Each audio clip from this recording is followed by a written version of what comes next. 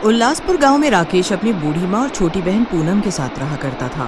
राकेश की कुछ ही महीनों पहले जूली नाम की लड़की से शादी हुई थी। जूली बेहद ही अच्छा गाना गाती थी, लेकिन जूली जब ससुराल आती है तो उसे पता चलता है उसकी ननद पूनम भी बहुत अच्छा गाना गाती है।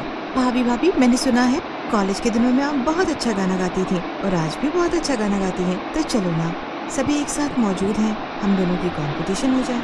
हाँ, तेरी भाभी अभी भी बहुत अच्छा गाना गाती है। कल रात ही मुझे गाना गाकर सुनाया है।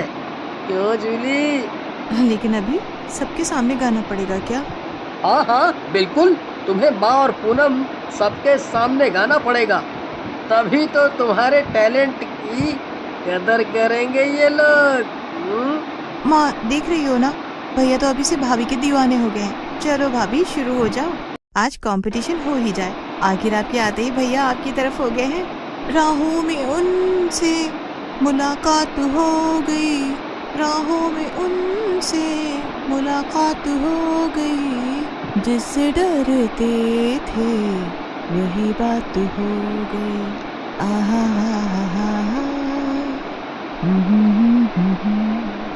क्या बात है, कितनी मधुर आवाज है जूली तुम्हारी, सचमुच।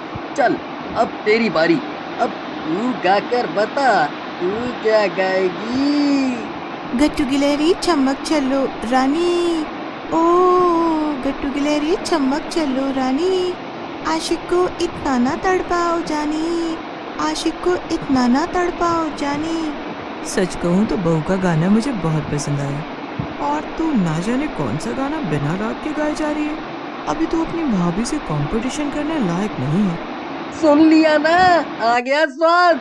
बड़ी आई थी जूली को हराने वाली।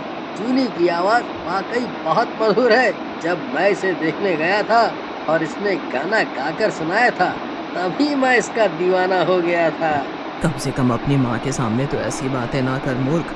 मैं चलती हूँ, तुम लोगों को जो बोलना है, जो बातें करनी है, कहती रहो। पूनम को अपनी भाभी की सुरीली आवाज सुनकर बहुत बुरा लगता है कि उसकी आवाज इतनी अच्छी और सुरीली क्यों नहीं है। और सच्चाई तो ये थी कि पूनम अपनी भाभी के आगे कुछ भी नहीं थी। उस वक्त तो पूनम को बुरा लगता है, लेकिन अगले ही पल पूनम अपनी भाभी की केयर करने लगती है। भाभी, ये लड्डू मैं आपके लिए लेकर आई हूँ, खाकर देखो ना कैसा है। कुछ देर पहले तो मुंह बनाकर घूम रही थी, अभी तुझे अपनी भाभी पर बहुत प्यार आ रहा है। सब ठीक तो है ना? कहीं आप मेरा गला तो नहीं खराब करना चाहती? अरे नहीं नहीं भाभी, सबकी अपनी अपनी आवाज है और मैं तो मान गई, मैं आपके आगे कुछ भी नहीं हूँ भाभी। पूनम अंदर ही अंदर जल रही थी, लेकिन वो इसका दिखावा कर रही थी कि वो अपनी भाभी के आगे हार चुकी है। ऐसे ही समय बीतता है। कुछ दिनों बाद अचानक जूली की तबीयत खराब होती है और उसे अस्पताल में भर्ती करना पड़ता है, जहाँ डॉक्टर राकेश से कहता है, पिछले कुछ समय से इन्हें ये कैसी दवा की डोज दी जा रही है जिससे उनके गले में ट्यूमर हो गया है, और मुझे नहीं पता कि उन्हें इस दवा की डोज क्यों दी जा रही थी। लेकिन डॉक्टर साहब, जूली की तो कोई दवा ही नहीं चल रही। लेकिन अभी समस्या ये है कि इसे ठीक कैसे किया जाए। आप दवा चलाइए, मैं पैसों का इंतजाम कर लूँगा। उनके गले में जो ट्यूमर है उसका ऑपरेशन करना होगा, साथ ही दवाइयाँ भी चलाई जाएंगी, लेकिन हम इसमें रिस्क नहीं ले सकते। कुछ दिनों तक दवाइयाँ चलने के बाद जूली के गले का ऑपरेशन होता है, लेकिन इस दौरान जूली की तबीयत ज्यादा बिगड़ने की वजह से उसकी मौत हो जाती है और राकेश पूरी तरह से टूट जाता है। लेकिन पूनम बहुत खुश थी। जैसे भी रास्ते का कांटा तो दूर हुआ, हर वक्त घर में भाभी का ही गुणगान गाया जाता था। धीरे धीरे समय बीतता है और करीब 6 महीने बाद एक रोज गांव की रामवती काकी शहर से लौट रही होती हैं। रात के करीब 10 बज चुके थे। जंगल के रास्ते रामवती घर जा रही थी, तभी उसे पीछे से गाने की आवाज आती है। पल पल न माने टिंकू जिया, इश्क का मंजन घिसे है पिया। अब रामवती ये तरह तरह के गाने सुनकर हैरान थी। जैसे ही वो पीछे मुड़कर देखती है, उसके हैरानी का ठिकाना नहीं रहता और वो अपने पीछे चुड़ैल को ये गाना गाते हुए सुन वहीं गिर पड़ती है और गला दबाकर मार डालती है। राकेश बेटा, रामवती काकी को जंगल से आने वाले रास्ते में किसी ने मार डाला। न जाने किसकी उस बुढ़िया से दुश्मनी होगी। अब देर रात गोपाल नशे में झूमता हुआ घर की तरफ बढ़ रहा था, तभी अचानक से उसे गाना सुनाई देता है। ओ मुन्नी रे, मैं तुझ में पूरी बोतल का नशा, है तुझ में पूरी बोतल का नशा, बोतल का नशा, ओ मुन्नी रे। जैसे ही गोपाल पीछे मुड़कर देखता है, उसके पीछे एक चुड़ैल खड़ी नजर आती है जो उसे देखकर गाना गा रही थी। तुझे देखकर तो ऐसा लग रहा है तू चुड़ैल है। मेरी आंखें तो ठीक है ना, या नशे में मुझे मेरी खुद की गर्लफ्रेंड चुड़ैल नजर आ रही है? चल छोड़, तू कोई भी है, लेकिन मेरे साथ अंताक्षरी खेलना चाहती है क्या? तुझे देखा तो ये जाना सनम, प्यार होता है दीवाना सनम, अब यहाँ से कहाँ जाए हम, तेरी बाहों में मर जाए हम।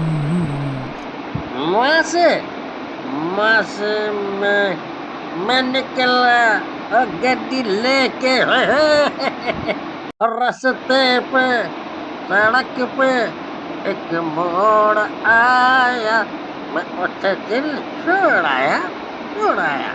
आजा सनम मधुर चांदनी में हम तुम मिले जो वीराने में भी आ जाएगी बहार, झूमने लगेगा आसमां।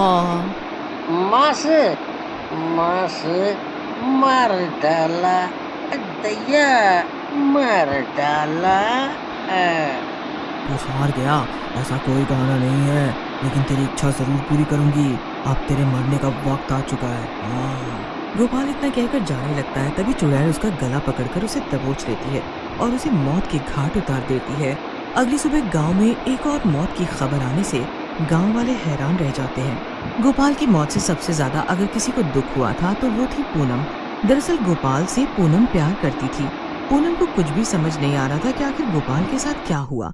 गाँव वाले इस मौत के बाद भी चुप रहते हैं और करीब 2 दिन बाद देर रात जब चंपा हैंडपंप पर पानी भरने आती है तो उसे उसका पसंदीदा गाना सुनाई देता है। मोरा शिकाना है, घर नहीं जाना है, तूने ये कैसा जादू किया, तू खींच मेरी फोटो, तू खींच मेरी फोटो पिया। अरे वो मेरा पसंदीदा गाना कौन गा रहा है? जरूर पूनम होगी। चंपा जैसे ही पीछे मुड़कर देखती है तो ये गाना उसकी सहेली पूनम नहीं बल्कि एक चुड़ैल गा रही थी। और नहीं तो क्या, तुझे मैं माधुरी दीक्षित नजर आ रही हूँ। अरे चुड़ैल ही हूँ तो चुड़ैल ही नजर आऊंगी ना। चल बहुत हुआ, अब तेरी बारी, तुझे भी अब मरना होगा। लेकिन मैंने क्या किया है? क्या तुम बाकी गांव वालों को क्या तुम ही मार रही हो? तुझे एक और गाना सुनाकर मारती हूँ। चलाओ ना नैनों की बाण रे, चलाओ ना नैनों की बाण रे, जान ले लो ना जान रे। इतना कहकर चुड़ैल चंपा का गला पकड़ती है और उसे मौत के घाट उतार देती है और चुड़ैल वहाँ से चली जाती है। लेकिन चंपा की सांसें अब भी चल रही थी और तभी वो लकड़ी के टुकड़े से जमीन पर कुछ अक्षर लिखकर अपनी सांस रोक लेती है। चंपा, तुझे किसने मारा है? भगवान, मेरी प्यारी सहेली नहीं रही। क्या पता अगला मैं, तुम, राजेश, पूनम, मनोहर, विमला और बाकी कोई और भी गाँव वाला उस चुड़ैल का टारगेट हो सकता है। हम सभी को मिलकर तांत्रिक बाबा के पास एक बार जाना चाहिए। अगर इस बात में सच्चाई होगी तो वो खुद ब खुद बता देंगे।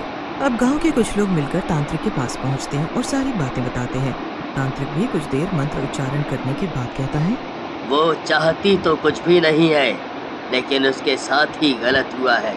वो ये सब जानबूझकर नहीं कर रही है।